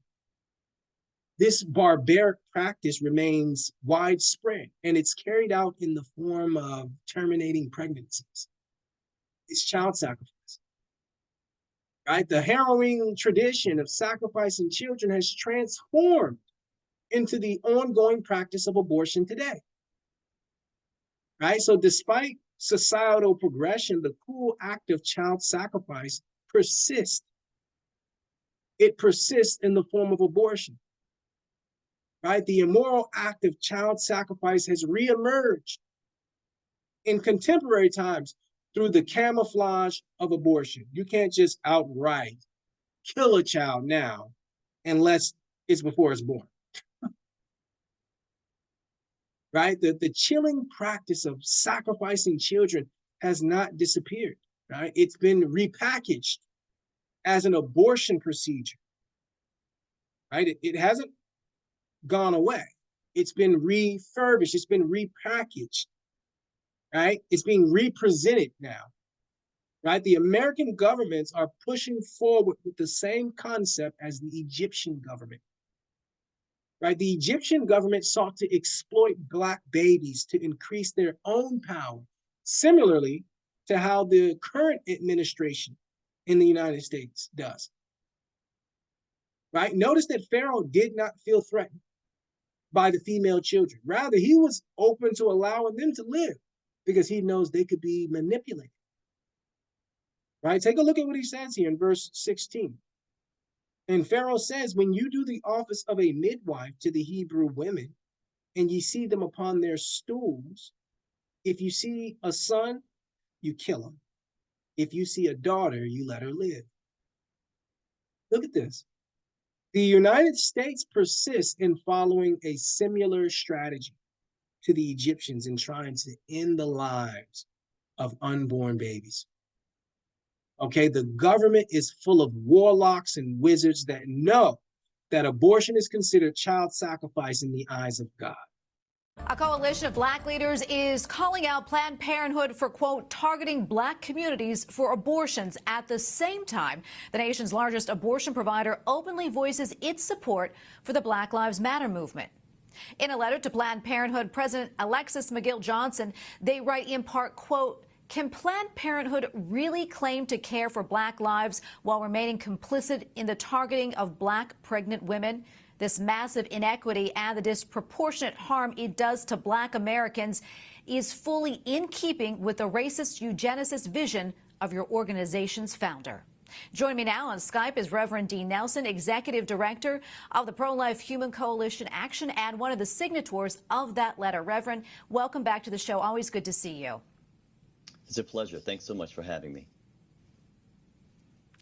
You say the impact of abortion on the Black community is disproportionate. Let's talk more about that and the lives lost.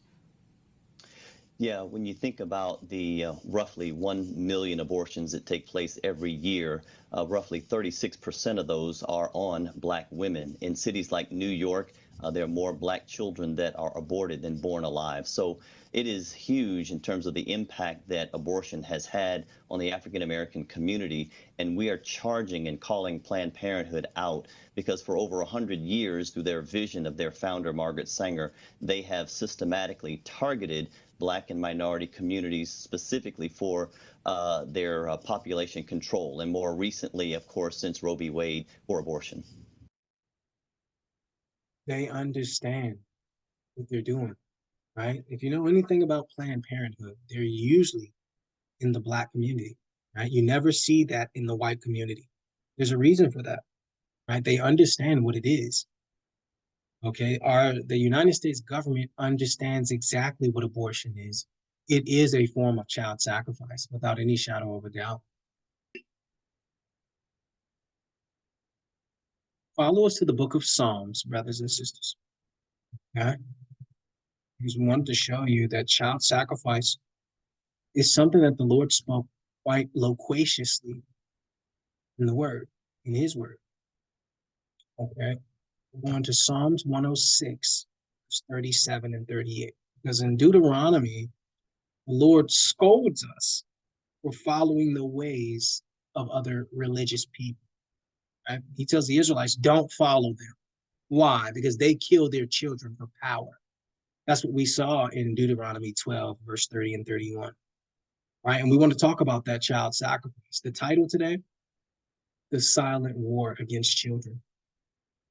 We're at Psalms 106, verse 37, and it reads, yes, they sacrificed their sons and their daughters unto devils. Yes, they sacrificed their sons and daughters unto devils, and shed innocent blood, even the blood of their sons and of their daughters, whom they sacrificed unto the idols of Canaan, and the land was polluted with blood. Take a look at that.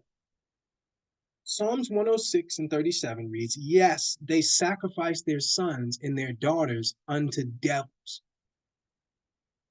Verse 38 reads, and shed innocent blood, even the blood of their sons and of their daughters, whom they sacrificed unto the idols of Canaan. And the land was polluted with blood. Brothers and sisters, the psalmist observed that when our people, the Israelites, started to adopt the traditions of other cultures, we started offering our babies as sacrifices to foreign deities. Right? So in order to obtain power from their deities, most religious groups on earth were forced to sacrifice their children. Right? So with the availability of Planned Parenthood services, individuals can now undergo this procedure discreetly. Right? Abortion is nothing less than legalized child sacrifice. Okay, and during the time of Moses, abortion would have been viewed as a form of offering a child as a sacrifice. Okay, the act of offering a child to Satan has evolved into a more covert practice in contemporary society. And now it's often glamorized in entertainment. See that the Bible speaks about child sacrifice. It was something that was done. Disney is a part of that. Disney agrees with child sacrifice. Okay, child sacrifice has gradually shifted to a more subtle presence in modern society, often glamorized through mainstream media. Right? It's important for parents to remain informed about the current trends among teenagers. As brothers and sisters, if you don't, your child will be exposed to a lot of harmful content. Why? Because there's a lot of harmful content available. Okay, if parents are not alert, they may unknowingly expose their children to damaging information that could negatively impact their mental well-being. Now to a story that all parents need to know. The U.S. Surgeon General today issued the first ever public health advisory on the negative effects that social media can have on young people. CBS's Roxana Saberi reports the warning is a call to action to protect the mental health of America's teens. Social media, it's entertaining, and some teens can't get enough. But America's top doctor is sounding the alarm. There is not sufficient evidence for us to conclude that social media is, in fact, sufficiently safe for our kids. Up to 95% of 13 to 17-year-olds report using a social media platform, with more than a third saying they use social media almost constantly. The advisory cited a study that found adolescents who spent more than 3 hours per day on social media face double the risk of poor mental health outcomes, including depression and anxiety. How urgent is it? We have seen an increase in depression, in anxiety, in suicide, in loneliness among young people. There is a full-blown crisis that's taking place in our country right now. Brothers and sisters, according to scientific research, there is a phenomenon known as digital depression, which suggests that the increasing use of social media and screen time is contributing to higher rates of depression among children. Okay, so allowing your children unrestricted access to the internet and unlimited exposure to entertainment media is the same as engaging in child sacrifice. That's what it is. Okay, by giving them unrestrained freedom, you're putting their well-being, you're putting their development at risk. Okay, so as parents, it is our responsibility to reduce the temptations faced by our children. It is our duty to minimize the chances for external influences to have impact on our children. Right? There's studies that tell you that an hour of screen time is more addicting than a gram of crack cocaine to children 16 and under. The studies are out, brothers and sisters. If you do not monitor your children's online activity, right? If you do not monitor your children's online activity or television viewing, you're leaving them vulnerable. You're leaving them vulnerable for negative influences. Okay, by giving your children unrestricted access to the internet and unlimited exposure to entertainment, you are effectively putting them in harm's way. Okay, because why? You don't have to kill a baby in order to sacrifice your child. There's more than one way to deal with child sacrifice. It doesn't have to be through abortion, right? We're seeing it right here, letting children roam freely in the vast land of online, right? Allowing your children to roam freely in the vast landscape of online without proper supervision is the same as sacrificing their well-being. Children should not have access to the internet, period, especially without supervision. Right? And I encourage brothers and sisters, check out a company called Bark. Okay. Bark is a company that will help you monitor what your children are watching, who they're talking to online. This Bark technology, they have their own mobile phones, right, where you can block all types of apps. They will alert you. It's, I think, $9.99 a month. They will alert you if there's bullying going on, or maybe somebody's reaching out to your child, or that your child is looking up certain things on Google or whatever the case may be. It's called Bark, right? B-A-R-K. I encourage all parents to look into it. Okay, look into it. Because why? Brothers and sisters, we're living in a wicked world. We're living in a wicked world. And social media, brothers and sisters, has great influence on children. I don't let my children have social media. Right? When my sons were, I have a son who's over 18 now, but when my boys were both under 18, no social media. And my youngest son to this day, no social media until you're 18 years old. No social media until you're 18. Why? Because this is what we see, right? Our children are being introduced to all types of wickedness through social media, through internet access, right? So we wanted to show that aborting your baby is not the only form of child sacrifice. Giving them unrestricted, unrestrained, unvetted access to the internet is a form of child abuse. It is a form of child sacrifice. And we're going to show you why, right? We're going to use the Bible to show you why, brothers and sisters. Let's go to Job, right? As parents, you can't be afraid to be the bad guy, right? That's okay. My sons may be angry with me or whatever. They may think I'm strict and all that. I don't care. I do not care. My job is to protect my children. My job is to protect the conscience of my children, right? And you do that by limiting access to the internet, period. My son, my youngest son, he knows if he's on his computer that he uses for his schoolwork, I need to be able to walk past and see the screen at all times. Do not sit in a way where I can't walk past your room and see that screen. If I don't see that screen and you're on that computer, you lose the privilege. Anything you're doing on that computer, I need to be able to see at all times. That's the rule in our house. And we're going to show you why, brothers and sisters. We're at Job 9:24. Okay, this is why. This is why the Lord says, limit access to the internet.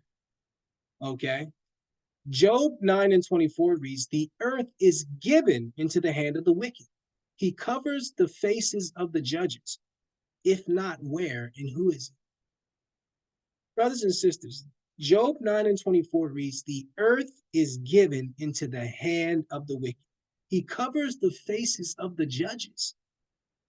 Brothers and sisters, let's talk about that. This passage delves into the pervasive problem of corruption within the legal system, right? It sheds light on the lack of transparency and integrity in the judicial system, emphasizing the metaphorical blindfolds worn by judges as a symbol of the issue, right? Take a look at this. He says the judges have been blinded. They've been blindfolded.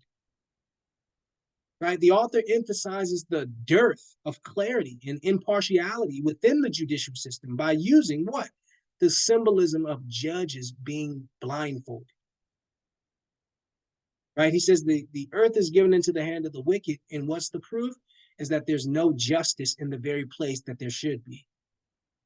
Right? The judicial system is supposed to be there to offer up justice. So if the judicial system, which fundamentally should be where you find out right and wrong, brothers and sisters, their decision-making appears to be influenced by personal biases rather than rational thinking. Right? The author of the Psalm points out that corruption exists in the judiciary and suggests, right? And it suggests that it ultimately influences the educational system. Right? This suggests that corruption in the legal sector directly affects what our children are learning. Why? What's being taught in these schools is a reflection of what laws are being passed. Brothers and sisters, look into the policies in your school district. The policy is to, hey, do not tell parents about pronouns. If the child hasn't shared it with their parents, you are commanded by the policies enacted to what? Conceal it. Right? On the first day of school, what do? When they're getting to know the children, they ask them, what is their preferred pronoun? On the very first day of school, they're asking children their preferred pronouns. And we had to put it out there. Why, brothers and sisters? The adversary understands that by influencing children and encouraging them to adopt demonic mindsets and mentalities, future generations can be shaped through education. Okay, in today's world, it's essential for parents to be attentive and not lazy when it comes to monitoring their children's, whatever their children are exposed to. Why? Brothers and sisters, neglecting this responsibility can result in negative consequences for your children. Okay, the Bible warns that in the future, society will be plagued by evil and that the youth will be specifically targeted as they are the future generations. Right? The title of today's broadcast, The Silent War Against Children. Why? The Bible advises caution when it comes to putting blind faith in governmental institutions, right? According to God's teachings, we should be wary of placing our trust in the legal or education system, right? The Lord tells you the earth has been given in hand to the wicked. The earth has been given into the hand of the wicked. That's why you have to keep an eye on the literature that your children are reading, the television programs that your children are watching, the YouTube channels that your children are following. Why? The earth is given into the hand of the wicked. So as parents, we're reminded in this passage to always be attentive to the influences our children are subjected to. Okay, throughout recorded history, the enemy has constantly attempted to either harm or manipulate children. Right? This passage advises us to be cautious about the various types of media our children are consuming, including the books they read, right? Including the books they read. Why? Including the subjects being taught in schools. Just because it's taught in schools, just because it's promoted as child-friendly doesn't mean it is. Okay, and if you start to relax your vigilance, your children will face the repercussions as mentioned in this passage, brothers and sisters. Okay, take a look into the arguments being had among lawmakers. What do you say a woman is? I believe that everyone can identify for themselves. Do you believe then that men can become pregnant and have abortions? Yes. So abortion should be allowed then, by your definition, for any reason, for any purpose, at any stage, right? I trust people to make decisions about their body, and then when relevant, I think that they need to consult their medical practitioners. Okay. Brothers and sisters, kids are the most susceptible to these sorts of deceptive ideologies, right? These same kind of satanic ideologies are floating around on social media. Okay, if there are adults who are not familiar with the biological distinctions between males and females, it will surely impact children as well. Okay, our education systems have clearly shown their shortcomings through this demonstration, right? The fact that the young woman possesses a college degree serves as evidence that our youth today are being led astray and left bewildered by the education they receive in these academic institutions. Okay, children are experiencing more befuddlement, okay, than they are enhanced intelligence in these academic settings. Right? They're leaving more confused. That means parents must refrain. That means parents must remain informed. Okay, parents must remain informed about the discussions taking place among legislators in their private meetings. And see, that's why we're here. We're going to expose, because guess what? They know you're not there, and they know most people are not looking into those meetings. But we wanted to pull the curtain back and show this is the conversation amongst politicians.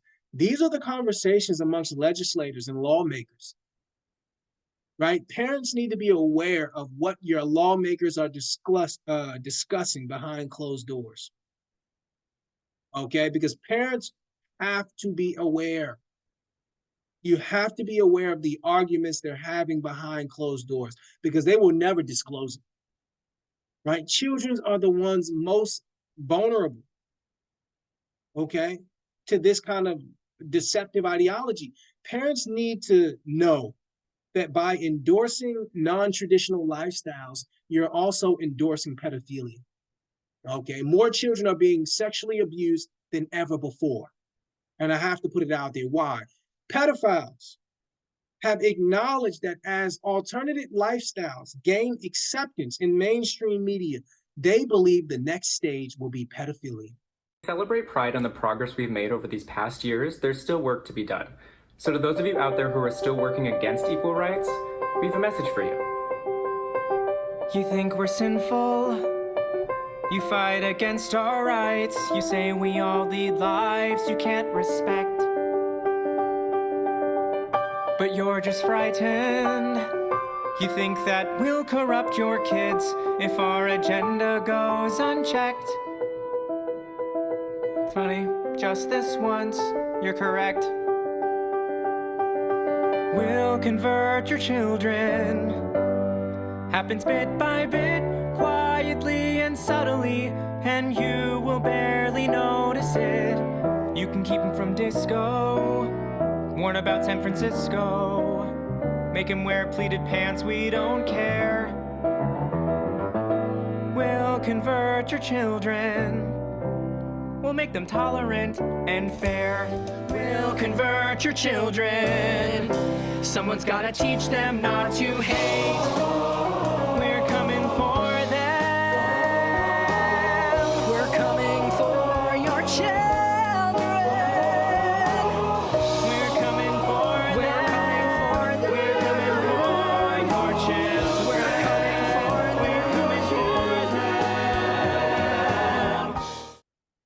Brothers and sisters, you better wake up.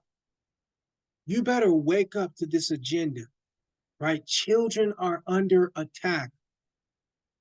Okay, and the homosexuals will let you know what their ideology is and what their plan is. Okay, do you believe that adults who practice alternative lifestyles are actually patiently waiting for a minor to reach the age of consent? Do you? Anyone who accepts or endorses the LGBT lifestyle is also endorsing the sexual abuse of children. Period. Okay, so in today's society, children are facing unprecedented risks that surpass any previous era in history. And we have to put it out there. Why? Advocating for alternative lifestyle is a dangerous endorsement of pedophilia. This places children in a vulnerable position, exposed to exploitation. Okay? You heard it right from them. You heard it right from them. The title of today's broadcast, The Silent War Against Children. Somebody has to speak up for the children. Somebody has to stop being so selfish. There's a lot of selfish adults who want to promote their ideology on children, understanding that if you can introduce certain concepts to them in their youth and make it consistent, you can help steer them in a certain direction. Right? And we want to put it out there because the Lord warns us, especially men, because usually you have women that support that garbage. Right? When I see children at pride parades and all that, usually they're usually with their mother. Usually the mother thinks it's a good idea to expose their children to men wearing dresses. Fathers better wake up.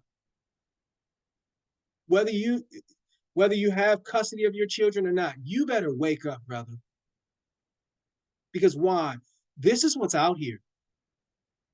Right? This is what's out here. If you continue to learn with us on our channel, brothers and sisters, we're going to keep you up to date.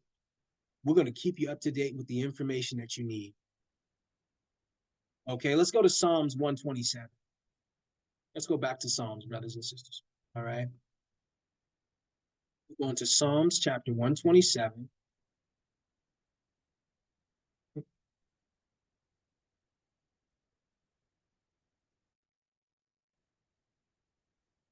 Here we are, brothers and sisters. Psalms 127 and 3. We're going to read 3 through 5. Okay, we're at Psalms 127 and 3, and it reads, Lo, children are a heritage of the Lord, and the fruit of the womb is his reward.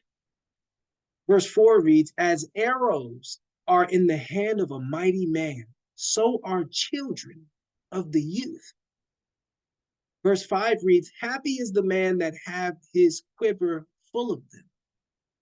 They shall not be ashamed, but they shall speak with the enemies in the gate. Brothers and sisters, the Bible is telling you the value of children, because a lot of us don't know the value of children. Okay, Psalms 127 and 3 reads, Lo, children are a heritage of the Lord, and the fruit of the womb is his reward. All right, now take a look at it. He says, if you train these children right, verse 4 says, as arrows are in the hand of a mighty warrior, so are children of their youth. Brothers and sisters, look at this. The passage compares children to arrows in the hand of a warrior, suggesting that they're tools to be used to battle against your adversaries. See that according to the psalmist, children are likened unto arrows, powerful weapons that have the potential to make significant impact. See? The passage compares children to arrows in the hand of a skilled warrior, highlighting their potential power and influence, brothers and sisters. Think about that. Just as arrows are wielded by warriors in battle to strike down their foes, children too have the ability to impact the world around them. Okay? Satan will attempt to harm children before their birth or influence them negatively during their lives. He's deeply interested in the lives of children. And we're reading why here. Right? Verse 4 says, as arrows are in the hand of a mighty man, so are children.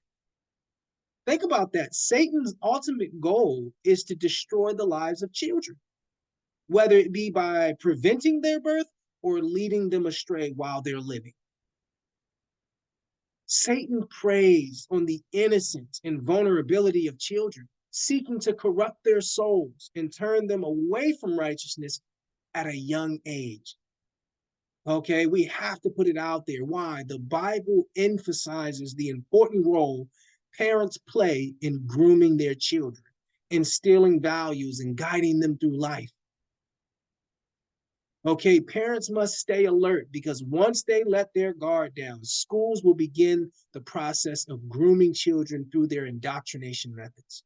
Outrage at Farmington Junior High School tonight after school counselors had new placards made showing their preferred pronouns.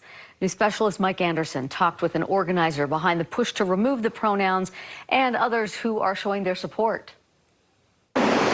Outside Farmington Junior High is a call for mutual respect, but whether preferred pronouns inside help foster that is drawing some heated opinions. My opinion, in the state of Utah, we have to be protecting our children first. Eric Moutsos, who lives outside the Davis district, put out calls to action on social media after seeing pictures of the new placards. I just said be respectful, be polite, because we can have these conversations. We can disagree with each other and still love each other. But a lot of the emails and phone calls were angry and mean. Farmington police were called, but concluded that there were not any clear threats. I would say to the people who are afraid of it is, why is a word going to make a difference? It's not going to change who your child is or is not. Ginevra. See that? The grooming has begun. Instead of parents being the primary influencers in their children's lives, schools now wield significant influence over their development. Okay, despite the changing dynamics of modern education, parents must remain vigilant in their efforts to instill in their children the values and principles that are biblically endorsed, brothers and sisters. Brothers and sisters, follow us to Proverbs 19 and 18. Why? Because there's a silent war against children, right? And they're getting it from media, they're getting it from entertainment, they're getting from the academic institutions. Okay, parents, I can't overstate the importance of parents, of fathers being vigilant in these days. Okay, Proverbs 19 and 18 reads, chasten thy son while there's hope, and let not your soul spare for his crying. Brothers and sisters, the Bible says, chasten your son, discipline your son while there's still hope. Let not your soul spare them for their crying. Take a look at that. The Bible instructs parents to provide physical discipline to their children in order to guide them towards proper behavior and character development. Right? This passage suggests that parents who fail to administer physical discipline to their children at a young age are not fulfilling their parental duties effectively. See that?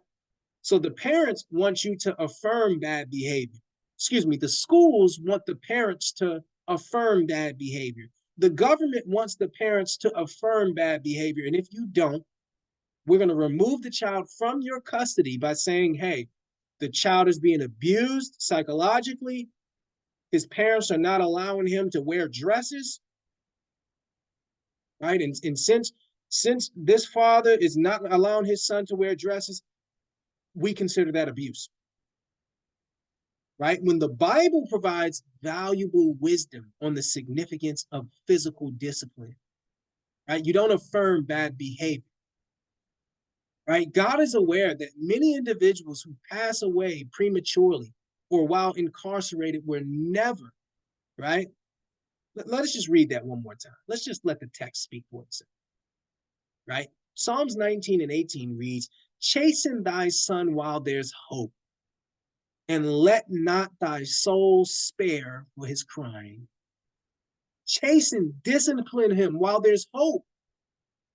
God is aware that many individuals who pass away prematurely or while incarcerated were once neglected by their caretakers.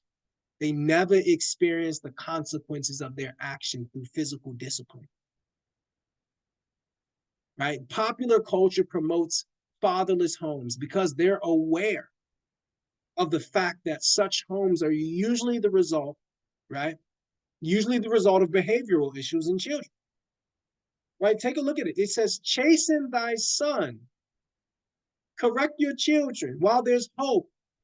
Don't spare for the crying. God doesn't care about a child's tears. God cares where a child goes after they die. Right? And according to God, showing love to your children involves setting boundaries, and providing discipline. Okay? If you don't set boundaries and provide discipline for your children, you don't love them. Therefore, a lack of discipline from a parent is not a sign of love, according to the Bible. Well, there's a new study that shows that spanking your child can be more damaging to them than first thought. Scientists at Columbia University School of Social Work say, in addition to behavioral problems, spanking can also hurt a child's cognitive development. Researchers say children spanked by fathers at high levels show decreases in verbal capacity by age 9. And kids who were spanked at least twice a week by their mother at age 3 or 5 were also more likely to break the rules and act aggressively. Scientists looked at nearly 2,000 children from 20 large cities in the United States. Critics. Brothers and sisters, the Bible emphasizes the importance of disciplining children, highlighting the need for parents to instill guidance and boundaries in their upbringing. And I don't care what statistics show. Any educational or governmental entity that promotes the idea of avoiding discipline in child rearing has strayed from biblical teachings. Okay, the Bible emphasizes the role of parents in shaping the character and behavior of their children through discipline and guidance. Right? Any institution that discourages the practice of discipline in parenting is straying from biblical principles, brothers and sisters. Okay, we have to put that out there. The Bible is very clear. Right? Chasten thy son while there's still hope. So the Bible tells you there's a time, right? There's a specific time in which this must be done, right? In the formidable years. And see, these these state-funded schools, they understand it. This is why they're trying to conceal pronouns, all this. Right? And you have to be aware of this because children, there's a silent war against our children. And if you don't wake up and open your eyes to what's going on, if you don't start checking behind the media, if you don't start checking out the literature that your children are bringing home, you're going to find your child changing. Okay, because we're seeing it right here. It's being promoted, right? It's being promoted everywhere you turn, brothers and sisters. Right? The Bible is very clear. Children should be spanked. Right? Children should be spanked. Why? Because it helps them. Children usually who are never physically disciplined usually have a very hard life. Because why? Their parents didn't care enough to put in energy to discipline them. They didn't care. Right? So as a parent, you show your love through the energy you're willing to put in. Because I know a bunch of deadbeat dads. Well, I don't know them personally because I wouldn't know those type of people, but when you're a deadbeat dad, it's because why? You don't put any energy into your children because you don't care about them, right? If you cared about them, you would put energy into them. Parents better wake up. Lazy parenting is going to cost you the future of your children. Let's go to the Apocrypha. Okay, let's go to Ecclesiasticus in the Apocrypha. We're here at Ecclesiasticus chapter 33, verse 21. Okay? Ecclesiasticus in the Apocrypha, notice we're here at KingJamesBibleOnline.com, right? Ecclesiasticus 33 and 21, and it reads, "For better it is that thy children should seek to thee, than that thou shouldst stand to their currency." I'm going to read that again. Ecclesiasticus 33 and 21 reads, "For better it is that thy children should seek to you, then that you should stand to their courtesy. Brothers and sisters, what is this talking about? The Bible cautions parents about developing a friendship with their children while they're living under the same roof. Right? Notice what it says there. It says, your children should seek to please you, not the other way around. Your children should be seeking to impress you, not the other way around. Right? The passage emphasizes the importance of children striving for approval from their parents, as opposed to parents seeking approval from their children. Right? The Bible teaches us that it's important to offer guidance to children instead of letting them navigate their own path. Right? In the United States of America, brothers and sisters, it is illegal to spank your children as a form of punishment. Take a look. How much is too much? That's a question flooding social media after a Louisiana mother was arrested for spanking her own children with a belt. CBS 2's Erica Nachlin got reaction tonight from people in the Inland Empire. Everything I do is for my kids, and because I didn't want them to commit another crime. Support for Shaquana Spears has spread around the country on social media and has even hit a nerve here in the Inland Empire. I think every parent has the right to decide how to discipline their kids. I myself have spanked my daughter. Spears is a single mom of 6 in Baton Rouge, Louisiana. She says she caught her 3 boys, ages 10 to 13, burglarizing a neighbor. So she says she gave her boys a whooping, and that put her in jail. And they took my kids from me. Now there is a national outcry. Most people we spoke with feel that mom did the right thing. If it's something that's dangerous for them, which burglarizing the neighborhood is very dangerous for them. Yeah.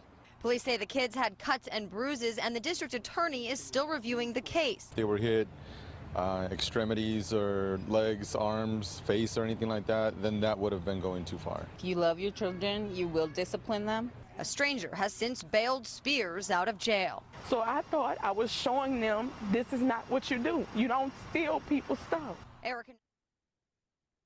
See that, brothers and sisters? In the United States, it is against the law to physically discipline your children, and this prohibition has led to a decline in moral values within American society, right?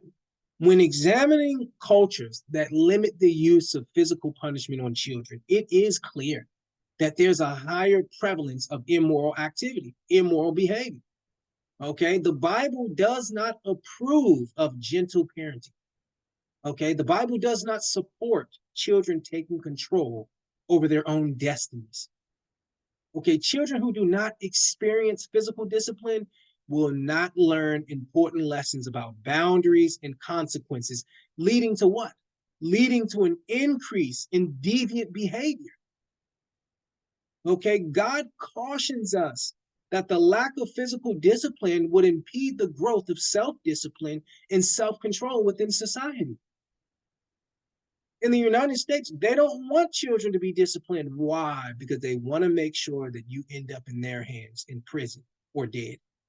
Because why? Guess what?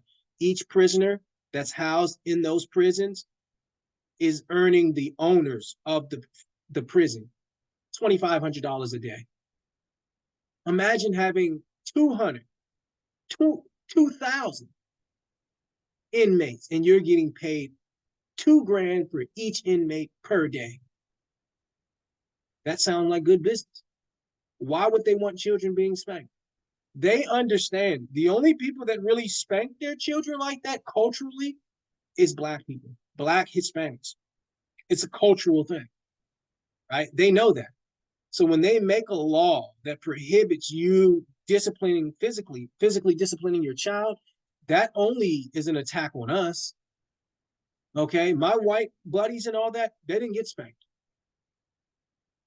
right? Their parents didn't care enough to spank them, or they didn't have a father around, right? And this is where it has started, brothers and sisters. The attacks on children are coming from every angle. Okay, now a person would look at that and say, hey, the government really cares about children. Right? It's telling us that, hey, studies show that if you spank your children, they lack in development. Brothers and sisters, I could find somebody to come up with a study and put some statistics that say I'm 500 pounds and I'm 20 foot tall. I could find somebody to do that. Okay?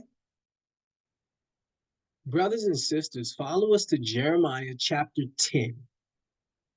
Okay, we're going to go to Jeremiah chapter 10, verse 2 through 5. Why? Brothers and sisters, we just want to show you that children are being attacked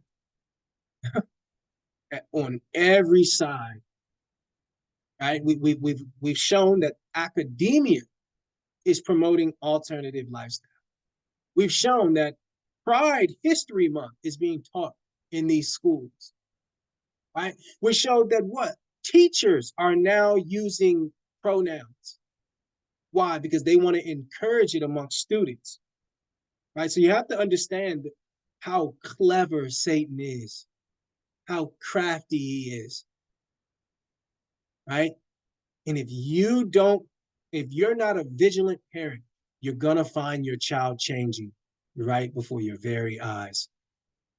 Right? Everything they've geared towards children is demonic. Let's go to Jeremiah chapter 10. Okay, why? Brothers and sisters, what do you think a child's favorite holiday is? Christmas. Brothers and sisters, the Bible tells us that Christmas is a form of child sacrifice. It is a form of child sacrifice, and we're going to talk about that. We're at Jeremiah chapter 10, verse 2, and it reads, "Thus saith the Lord, learn not the way of the heathens. Be not dismayed at the signs of heaven, for the heathen are dismayed at them." Look at verse 3, brothers and sisters. Now he goes into what one of the customs are. Jeremiah 10 and 3 reads, "For the customs of the people are vain." Right? Let me zoom in. Jeremiah 10 and 3 reads, "For the customs of the people are vain. For one cuts a tree out of the forest, the work of the hands of a workman with an axe." Right? Verse 4 reads, "They deck it with silver and with gold." They deck the halls. What do? They deck it with silver and gold. They fasten it with nails and with hammers, that it move not. Verse 5, "They are upright as the palm tree, but speak not. They must be born, because they cannot go. Be not afraid of them, for they cannot do evil. Neither also is it in them to do good." Brothers and sisters, this is the custom of cutting down a tree out of the forest, taking it home and adorning it, decorating it. Right? That's pagan. Right? When you take a tree, you kill a tree, and then you bring it in your home and try to revive it. It's pagan. Right? Take a look at it. The Bible says the customs of the people are vain. Then he tells us what custom. One cuts a tree out of the forest, right? The works of the hands of a workman with an axe. Verse 10 says they deck it with silver and with gold. That means this tree, once they cut it down, they adorn it, they decorate it, right? I remember when I celebrated Christmas, we didn't do real gold and silver, but you would do the trim and the lights, right? Take a look at it. Verse 4 is what? It's highlighting a pagan practice. Right? They deck it with silver and with gold. Why are we decorating this tree? Because it's an idol. That's why. 3, 2, 1.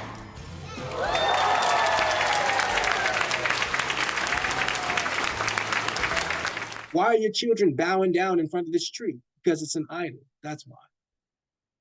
Why are the gifts strategically placed under the tree where the children would have to bow down to it? It's child sacrifice. That's why. It's child sacrifice. That is why, brothers and sisters. So according to the author, there is a pagan tradition that entails cutting a tree down out of the forest. Okay? So take a look at that, because why? In accordance to the text describing this custom, a tree is cut down and removed from the forest. That's what verse 3 says, right? And when you examine verse 4, here he provides an example of the ornamentation on this idol. He illustrates how this idol is decorated, right? The text states in verse 5, What? The idol has now been erected, right? It's now been adorned. It's been erected. It's been decorated. See that? The text says they are upright as the palm tree. Now, how can a tree that's been cut down, how can it be upright? When you screw it in at the bottom to hold it up, right? So, brothers and sisters, celebrating pagan holidays in the name of entertaining children is effectively offering your children up to evil forces. Okay? By celebrating pagan holidays under the guise of making children happy, you're actually offering your children as a sacrifice to the devil. Right? When you make your children bow down before this pagan idol, because that's what it is. Why are the gifts underneath the tree? Exactly. Because it's a part of the ritual. Right? You're acting out a ritual of sacrificing your child to this tree, a tree god. Right? So many of the pagans worship trees. Okay, and parents must stop being dishonest with their children, because it starts with perpetuating a fictional figure such as Santa Claus, and it culminates in children determining their own gender ideologies or identities. See, it starts there. It starts with Santa Claus. Right? That is where it starts, brothers and sisters. We have to stop lying to our children. A lot comes with wearing that red suit. Don't disillusion anybody. To literally carry wants. You've got a few days left to think about it, right? Yeah. Hopes. Power Rangers. And our secrets. I mean, I didn't share it. It's a little... Merry Christmas! In this digital age, you can FaceTime Santa for a price. But don't you remember the excitement, that nervous anticipation of meeting the big guy face to face?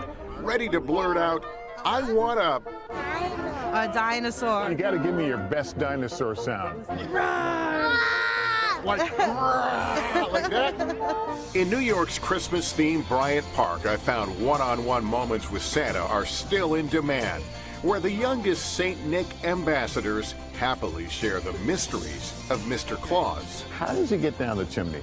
He usually parks his sleigh on top of the roof, and then he just goes down. Michael and his sister Antoinette had their lists committed to memory. Madden 20, like the football game. Are you a little nervous?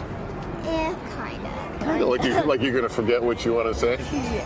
Oh, the pressure. And then the moment. A Nerf gun, a camera. Did you remember everything on your list? Yes, no. No worries, he's got you covered, kids. Whatever people ask for, the basic thing they really want is happiness. And they think those things will give them happiness. And of course, it's an illusion, because happiness must eventually come from within. We have to stop being dishonest to our children. Okay? Because it starts there. A fictional figure such as Santa Claus. Right? He replaces God. Why? Santa knows who's naughty or nice. So now it's Santa Claus who actually determines who's doing right and who's wrong, not God. Forget God. He's also omnipotent, right? Because he can go through the entire earth in one night. See that? It's paganism, brothers and sisters. It starts there. Offering up your child to devils and demons. Right? We teach children, don't talk to strangers. And then as soon as Christmas comes around, what do? You go have your child go sit on some guy's lap. There's no telling who this guy is. I'm sure a lot of them, okay, have been commanded to stay away from schools. That's all I'm going to say. Okay? We have to put it out there because, see, this is a part of that attack on children. You don't need Santa Claus and a Christmas tree and idol up in your home to give your children gifts. Hey, if your child is good, you take your child out. You don't need a Christmas tree. What does that have to do with Christ? The Christmas tree is an idol. It is a part of an idolatrous practice that was going on well before Christ. How do we know? This is Jeremiah. Christ was not living in the book of Jeremiah. Right? He didn't live until Matthew. So we wanted to put it out there, brothers and sisters. There are countless attacks on children, right? And it's going to call for parents to be vigilant in these last days, to check up behind the media that your children are consuming, to look into the books that your children are reading, to stay away from these pagan holidays, brothers and sisters. Go to these parent-teacher conferences. Find out who's teaching your children. Find out what flags are flying in the classroom. Find out the religious perspective of the people you're giving authority over your children.